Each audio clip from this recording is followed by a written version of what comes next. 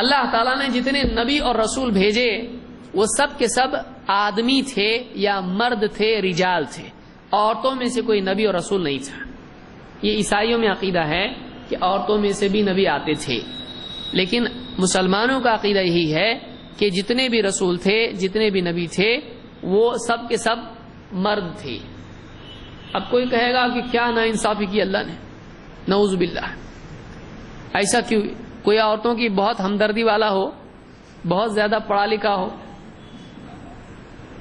تو ایسے لوگ کہیں گے کہ کیا دیکھو یہ اسلام میں دیکھو ایسی، یہ صحیح نہیں ہے، ہم کو صحیح نہیں لگ رہا ہے، یہ عورتوں کو بھی ملنا چاہیے۔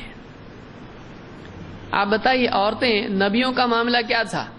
جاتے ہی نبیوں کے لوگ مانتے تھے، آئیے تشریف رکھیے، آپ کی بات کیا ہے ہم مانتے ہیں۔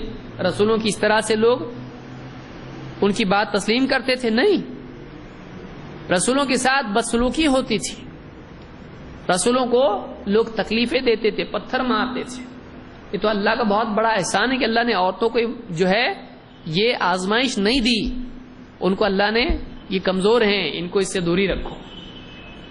پھر رسول نہیں ماننے والوں کا یہ معاملہ تھا، ماننے والوں کے اعتبار سے رسول لوگوں کے ساتھ رہتے تھے، اٹھتے بیٹھتے تھے، ان کے مسائل سنتے تھے، ان کو رہبری دیتے تھے۔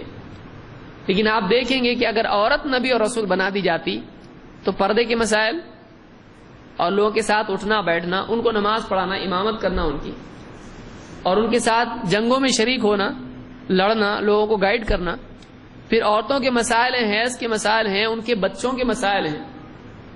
یہ حیض آتا ہے، اس دن تک رسول اگر وہ ہے، نبی ہے، لوگوں کے بیچ میں نماز پڑھا سکتی ہے؟ نہیں۔ بہت سارے احکام حیض کے لیے الگ ہوتے ہیں، وہ سماج سے جو ہے عبادات سے رک جاتی ہے عورت سے، لیکن اللہ تعالیٰ نے اسی لیے مردوں کو رسول بنایا، عورتوں کو نہیں۔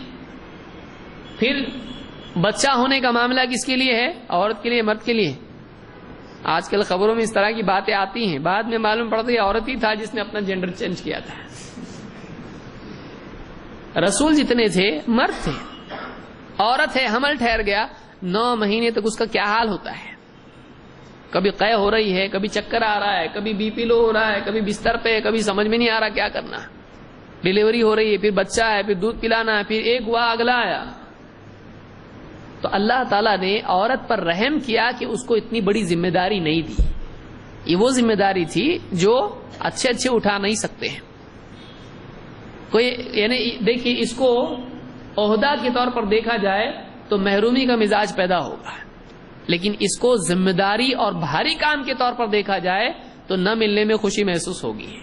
آدمی دیکھتا کیسا اس کے اوپر ڈیپینڈ کرتا ہے۔ بڑے بڑے ڈبے ہیں 200 کلو کے، اب مردوں کو کہا جائے عورتیں آپ رک جاؤ، آپ اٹھاؤ، اب عورتیں اس کو دیکھیں کہ ہماری عزت کم ہو گئی اس سے، تو بولیں گے ہم بھی اٹھاتے ہیں، اٹھاؤ، مرد تم لوگ بیٹھو یہاں پہ، تم لوگ اٹھاؤ، کیا حال ہوگا؟ بولیں گے اچھا ہوا، یعنی مصیبت ہوگی، گلے میں پھنس گئے، مرد بولیں گے اچھا اٹھاؤ اب چلو کرو کام۔ تو مشکل کام اللہ تعالیٰ نے عورتوں پر نہیں ڈالا، یہ ان کے اوپر اللہ کی طرف سے رحمت تھی۔ یہ محرومی کا معاملہ نہیں ہے، یہ رخصت کا معاملہ ہے، یاد رکھیے اس کو۔ عورتوں کو اللہ نے نبی نہیں بنایا، رسول نہیں بنایا، یہ ان کے لیے محرومی نہیں ہے، یہ ان کے اوپر رحمت اور شفقت اور نرمی ہے۔ اللہ نے ان کے لیے آسانی رکھی، ان کو پریشانی سے بچا لیا اللہ نے۔ تو سارے رسول اور نبی جتنے تھے کیا تھے؟ یہ مرد تھے، عورتیں نہیں تھیں۔ اللہ نے فرمایا وَمَا أَرْسَلْنَا قَبْلَكَ إِلَّا رِجَالًا نُوحِي إِلَيْهِمْ، ہم نے آپ سے پہلے جو بھی رسول بھیجے وہ مرد تھے جن کی طرف ہم وحی بھیجا کرتے تھے۔ یہ سورہ الانبیاء آیت نمبر 7 ہے۔ تو اللہ نے جتنے رسول بھیجے وہ کیا تھے؟ رجال تھے۔ رجال رجل کی جمع ہے، رجل مرد کو کہتے ہیں۔ رجل کس کو کہتے ہیں؟ مرد کو۔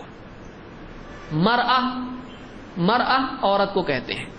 رجل رجال، رجال رجل کی جمع ہے۔ تو مرد ہوا کرتے تھے جتنے بھی رسول تھے۔